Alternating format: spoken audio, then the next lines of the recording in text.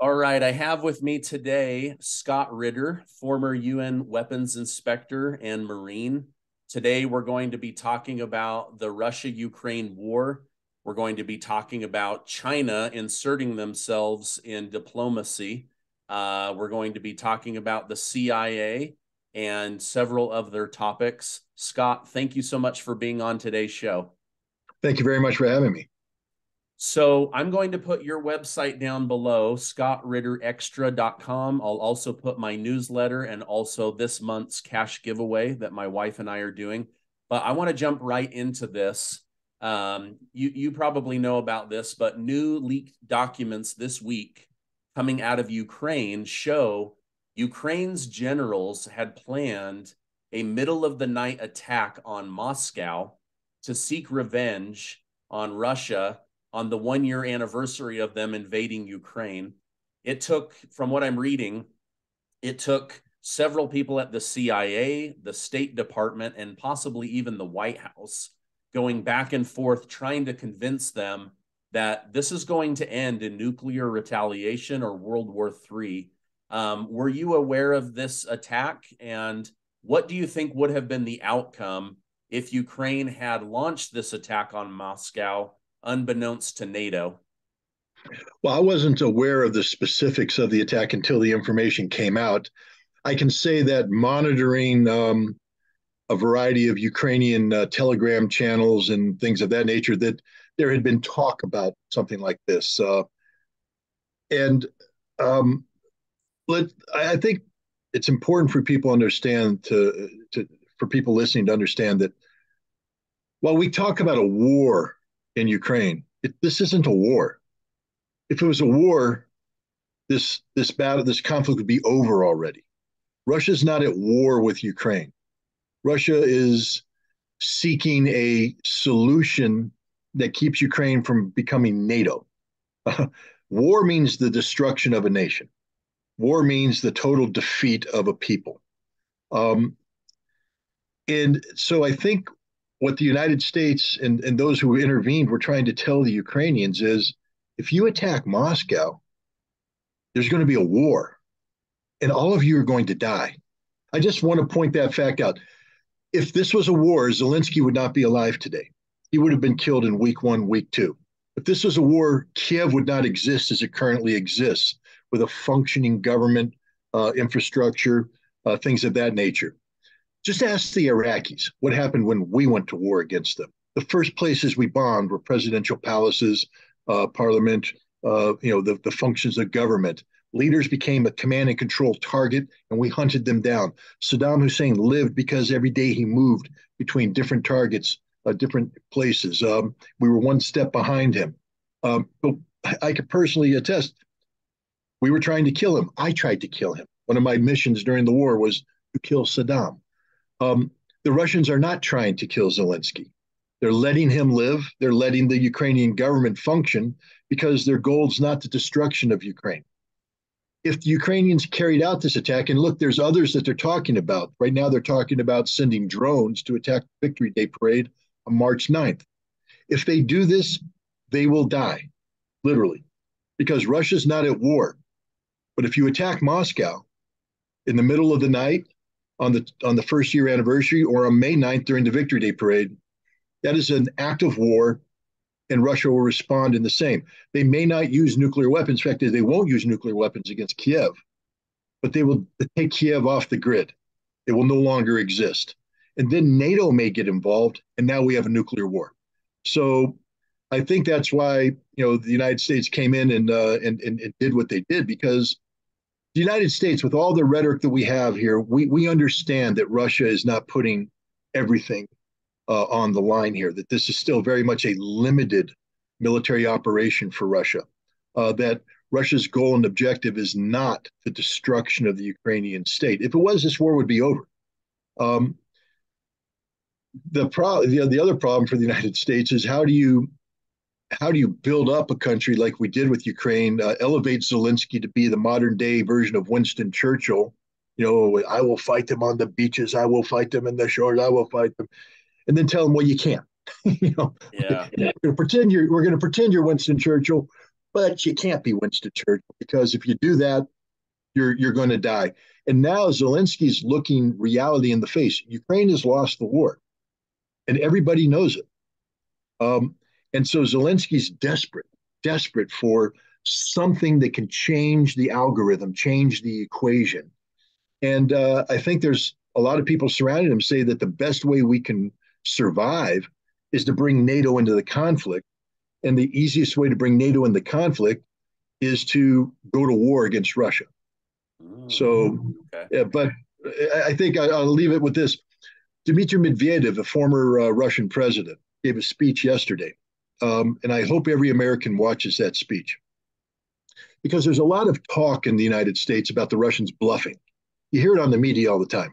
Oh, Russia's bluffing about nuclear weapons. They're shaking the nuclear saber, but they're never going to do it. Russia would never do that. And Medvedev said straight up, he said, look, I'm a former president. I will tell you right now that Russia is a nuclear armed nation, and the Russian president, and I was this way, must have a steady hand over the nuclear button, willing to push it at any time that it is required to be pushed. And he said, our doctrine clearly states that if somebody carries out operations that represent an existential threat to Russia, we will use nuclear weapons. And you need to understand there will be no hesitancy, no warning, no discussion, no debate. We will use them. So anybody who sits there and says, well, let Ukraine do this, why not? It's a suicide pill. And remember, when Russia uses nuclear weapons, it begins what will always end up as a general nuclear exchange between the United States and Russia, and we will all die. So that's why the United States intervenes so hard, because I don't think anybody in the United States in a position of power wants to swallow the Ukrainian suicide pill. And that's what allowed Ukraine to attack Moscow would become. Okay. Oh, man, interesting. I don't in any way want to defend Putin with what I'm going to say next, but just my observation and my logic seems like he is the more steady hand than Medvedev. I don't speak Russian, but Medvedev, yeah. Is Putin good cop and Medvedev the bad cop, or is he just a little bit more wild in his thinking and comments than Putin? Because he's the one that's always like threatening, nuclear war, and Putin's like, okay, hold on, we're just going to keep going with the Russian doctrine. Look, Medvedev, when he was president, was a very reasonable man. And the reason is, I think the position defines the man. And to be president of Russia is to be president of a world power with tremendous responsibilities. And Putin is a very steady, stable player. Medvedev has a different job today. And see, Medvedev can say things that Putin can't, because it's one thing to have the actual president say something. It's another thing to have somebody on the sideline say something. Medvedev, of course, is very influential. He sits on the National Security Council. He's a close advisor of Vladimir Putin. And so when he speaks from a position of authority, but not the ultimate authority. Gotcha. And so I think Medvedev's job right now, and I think he's relishing this job, is to be that crazy dog in the background, that crazy, snarling, foaming, rabid dog. And Putin's the guy holding the dog by the chain, saying, I don't want to let him go. I really don't want to let him go. Don't make me let him go. So that's his job. But I think if, for instance, Medvedev ever again became president, he would revert to more of a Putin style, because it's the job dictates the attitude, and no president would ever behave that way. It's irresponsible. Medvedev is far removed from the nuclear button, therefore he can make these talks. But remember, he is somebody who was president, and he is not going to be saying these things unless he has a green light from the Kremlin. So I think the Russian president enjoys him saying this, because it scares the living you-know-what out of people. Yeah, no, it does. I mean, even just within the last week, President Lukashenko of Belarus said, everybody should still be very worried about nuclear war. Like, this conflict is not behind any of us. And I didn't know if he was maybe posturing on behalf of Putin since they're buddies, or if he's pointing out a truth that this is still something that could very much go sideways. One mistake, an attack in the middle of the night that NATO doesn't have control over, and next thing you know, we're launching, missiles at each other. Is he backing Putin, or is he telling the truth? Both.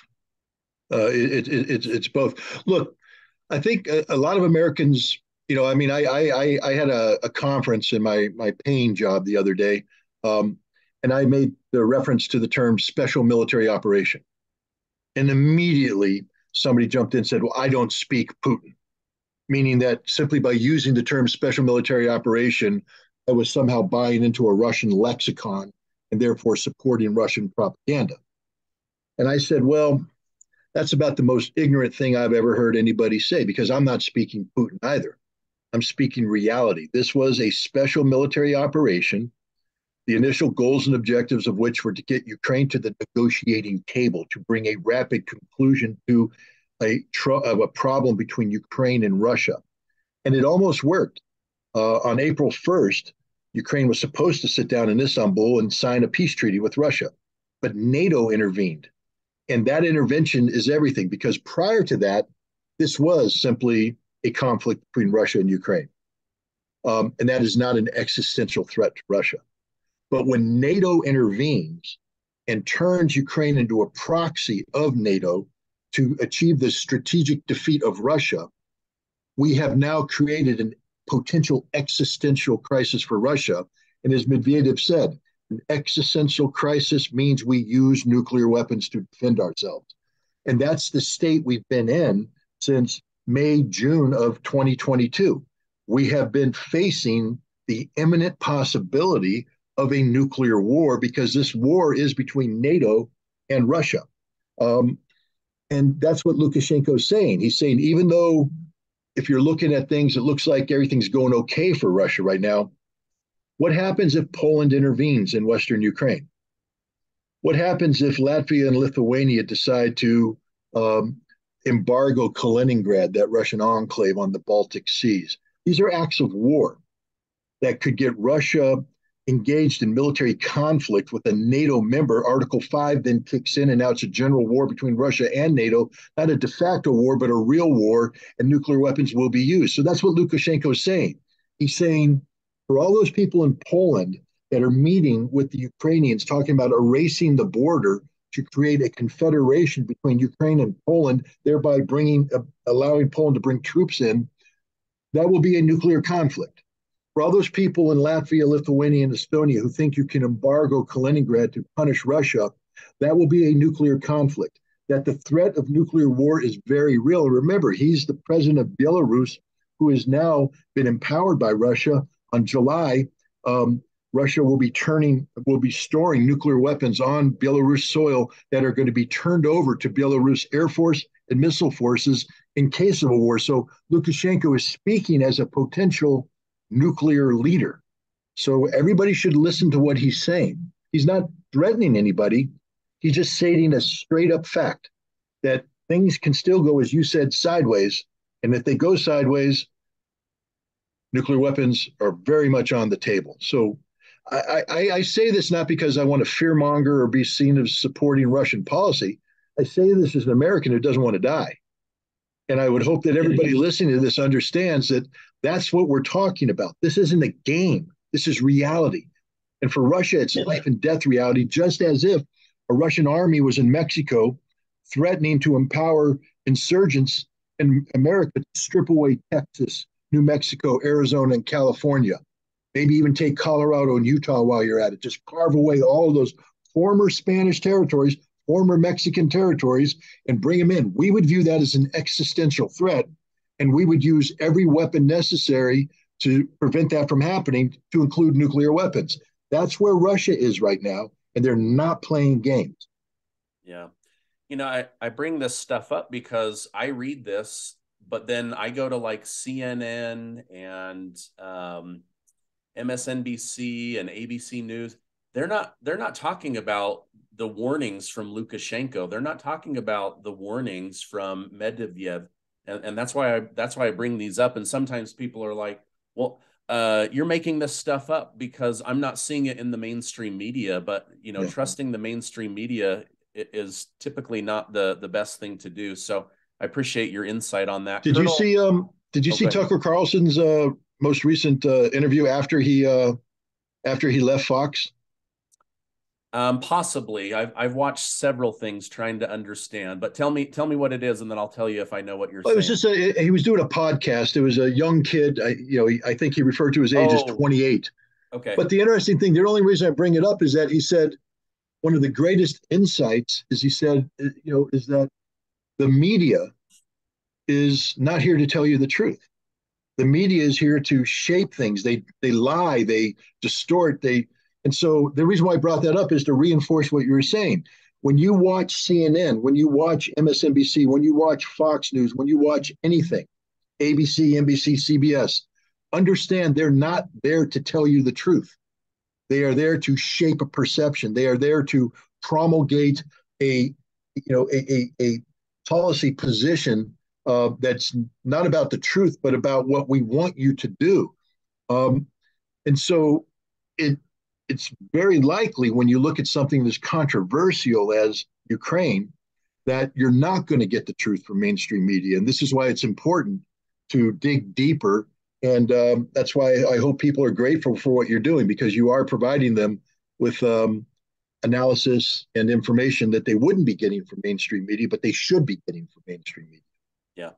Okay. Now that you explain it, I did see that. I didn't personally watch Tucker Carlson on Fox News, but with him being fired, I've been digging into him a little Yeah, bit more, and yeah, he said that he was kind of embarrassed to be in his 50s and it hadn't dawned on him that he was part of the government mouthpiece, putting out narrative versus putting out truth. I thought that was pretty a sign of humility to recognize that. And some of that is, your sponsors dictate what you're able to talk about. We absolutely. saw that during COVID. We see that during wartime situations. Okay. Colonel Douglas Macgregor has said that this war has moved from a special operation to a humanitarian crisis, and that the American people don't fully understand how awful this war is every day. The trenches, this is as bad as World War I and World War II. The Ukrainian people are being slaughtered, and we don't, we're mad that our tax money is going to them versus helping the homeless or whatever. But their reality is that they are being wiped out as a nation. What are your thoughts on him saying that this has now become a humanitarian crisis for Ukraine? Well, I mean, again, I'll preface this by saying that Colonel Macgregor is one of the few sane voices out there. And every time he speaks, there's that old commercial when I forget the name of the company, but when so and so speaks, everybody listens. When Colonel Macgregor speaks, everybody should listen because he is very, very balanced. And I have to second to what he's saying. I mean, um, it is a humanitarian. We're watching the death of a nation, literally the death of a nation. But more than that, we're watching the the death of a people. I don't mean individuals. I mean the Ukrainian people. If the casualty figures are remotely correct, and I believe they are, over 300,000 Ukrainian men have died. Right? That's a genetic pool that is gone, removed. I don't want to get into too much, but understand that you know we all know where we came from, and it wasn't storks. Okay, and it requires a man and a woman in union to produce children. And the Ukrainians are losing their men; they're being slaughtered. Um, and again, I don't want to get into too much Darwinism here, but some of the best examples of Ukrainian men, the most healthy, most physically fit, um, you know, manly men, are dying. And so what's left is not that. What's left is something different, which is going to change the way Ukraine moves forward as a nation. This is wrong. This is just we and most Americans don't get it. They're being slaughtered.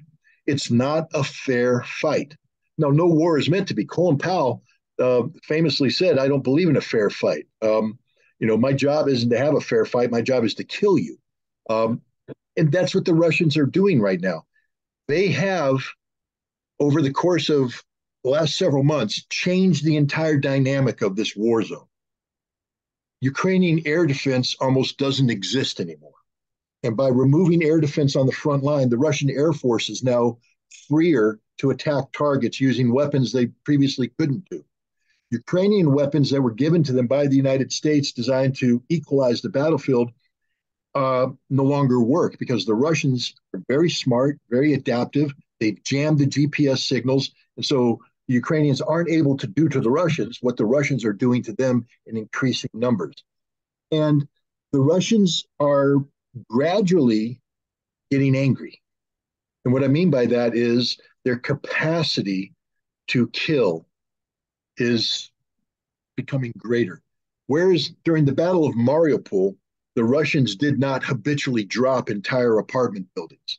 They would actually send their troops in who would fight floor by floor by floor to take the building, very bloody fighting. And then they'd give the people in the basement a chance to surrender.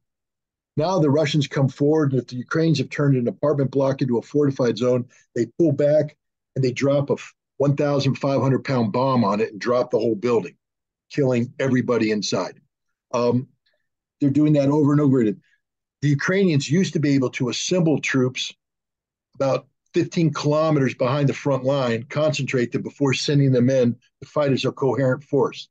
Now, as they assemble them, the Russians are detecting it, and they're dropping the 1,500-pound bomb right on those troops, killing everybody.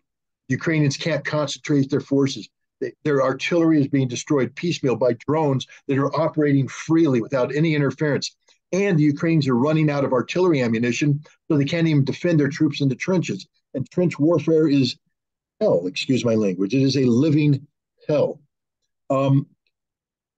This war, I mean, war is, again, Tecumseh Sherman said it, war is hell. I forget there was another general that said, thank goodness the war is so bad as it is because we grow to love it. Yeah, maybe Ulysses Grant said that, but this is all true. We know this, but this is a special kind of hell. This is Dante's Inferno 20 times over for the Ukrainian soldiers. And to be blunt, we're to blame. The American people are to blame because we have allowed our government to create this situation. This war is happening because of American policies, only because of American policies. And we have poured so much money and so much material into this war. We've kept it going longer than it naturally should have. This war should have been over a long time ago. Ukraine was never going to win this war. Russia was always going to win this war. What we've done is prolonged this conflict, ensuring that hundreds of thousands of more Ukrainians die, tens of millions of Ukrainians are displaced, homes are destroyed, cities are destroyed, towns are destroyed. And all the while, we're balancing on the precipice of a nuclear conflict that could put us at risk as well. But Macgregor is 100% correct. This is a humanitarian disaster, and the best thing we could do is bring an end to it. And the easiest way to end this war is to cut off the supplies to Ukraine and force them to go to the negotiating table. They're on life support right now, and all we're doing is pumping artificially, stimulated life to a body that shouldn't be alive. We need to unplug it, get it done, and let Ukraine move on and try and recover as much as they can. Do you think Volodymyr Zelenskyy had NATO's permission to reach out to China to try to broker peace, or is he seeing the writing on the wall and he's like, NATO's just going to keep encouraging us to fight and send weapons. We need to end this. We've got to turn to China. Where do you think this phone call came from? Permission, no permission, desperation? Well, first of all, you can't pick up a phone and call somebody if they haven't given you the number. So I think we have to start with the fact that what we're seeing here isn't Ukrainian diplomacy; it's Chinese diplomacy. And I think we both know Ray McGovern, former CIA analyst, a very good man. And Ray has repeatedly lambasted the fact that where is American diplomacy? I mean, why isn't Zelenskyy calling Washington, D.C. to bring an end to this war? Because we're not in the business of ending the war. China has suddenly, apparently discovered the secret diplomatic, sauce. They went into the Middle East and did something that nobody even thought about, which was to bring Saudi Arabia and Iran together and create peace. China's working with Russia to bring the Saudis to Syria and bring an end to that conflict. Peace is breaking out all over and has a Chinese accent to it. And so China now has come in. They had, Xi Jinping flew to Moscow, had that 3-day meeting with Vladimir Putin. And before that, they put out a 12-point peace plan. And everybody's like, well, that's not going to work. That's not the point. Diplomacy is never solved by the first piece of paper put on the table. Anybody who's ever been involved in a negotiation understands that that's simply a starting point that begins a dialogue that ends with something that is achievable. So the Chinese put something on the table that nobody else was. Where was the American 12-point plan? Where's the European 12-point plan? They don't exist. China put it on the table and forced people to look at it. And now Zelenskyy, again, looking at reality, Zelenskyy is realizing that there's nothing the West can do now to save him. They're out of everything. And the Russians are getting everything. And their only hope now is to find a negotiated settlement. I think that he believes the Chinese have more leverage over the Russians than they actually do. Because China has said, we're not here to dictate outcomes. So China's not going to put pressure on Russia. But what China will do, I believe, is promise Zelenskyy that the best he can hope for is to rebuild what he retains, meaning the territories that he's lost, he's not going to get back. But if you expect Europe and the United States to rebuild your destroyed nation, you are waiting in vain. They've already put $200 billion into you. They're not going to put any more. When this war is done, they're done. So China is your only savior. And I think what the Chinese are saying is bring an end to this conflict on terms that Russia will accept, and we will work to rebuild your country. We will work with you to rebuild your country. But if you don't make peace on terms that Russia can accept, you'll be left to your own devices. And it's going to take a little bit of time for this to percolate with Zelenskyy, but ultimately that's his only viable option out. And again, I know there's some people out there that get frustrated because China's doing this, China's doing that, but they're only able to do it because there's no competitor. Where's American diplomacy? All we bring to the table is war, war, war, war. China's coming in and saying, no, look, the best thing is for us to have economic relations. We mutually benefit. We both get, growing economies. Peace is breaking out all over. And enough people in the world are just tired of decade after decade after decade of war. We in America don't know war.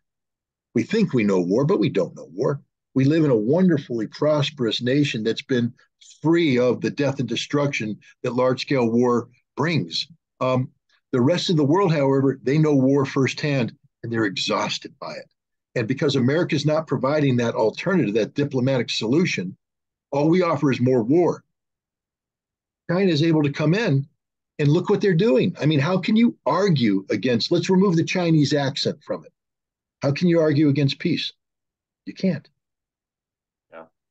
Yeah, that there's been this vacuum created, and I don't know, I don't want to become political. I know that you have your own thoughts or whatever, but it does seem that the Biden administration doesn't want to do diplomacy, or maybe they're not good at it. I don't know, but America used to be known for being good diplomats. And now it's like they just hang up the phone. They don't want the communication happening. Nixon went to China. Trump went to North Korea, but where's Biden going? And again, I'm not going to get political. I'll respect that. I'm not here to score political points, but where we need, and I think the problem here is that the world has changed since Richard Nixon went to China. The world has even changed since Donald Trump went to um, North Korea. We're in a situation right now where the United States is in retrograde. The American empire is falling down. The dollar is not strong. People are dumping the dollar, going for other alternative currencies. There's this BRICS economic forum that's standing up and challenging the G7. The Shanghai Cooperation Organization is challenging the transatlantic relationship between the United States and Europe. And the Biden administration seems to be locked in the past. If you read their foreign policies, they talk about the importance of sustaining the rules-based international order, which, of course, is something that was created in the aftermath of the Second World War.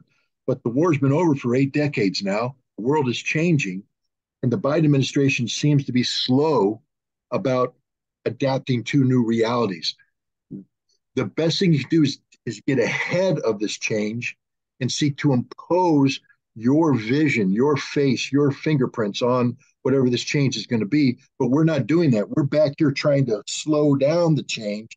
The Chinese are the ones getting ahead of it, putting their fingerprints on everything. Yeah.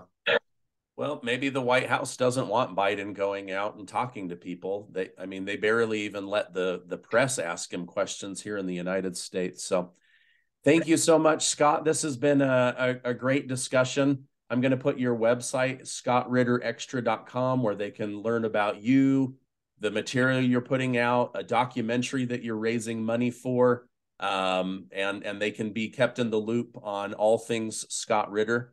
Thank you so much for coming on today's show. Thank you very much for having me.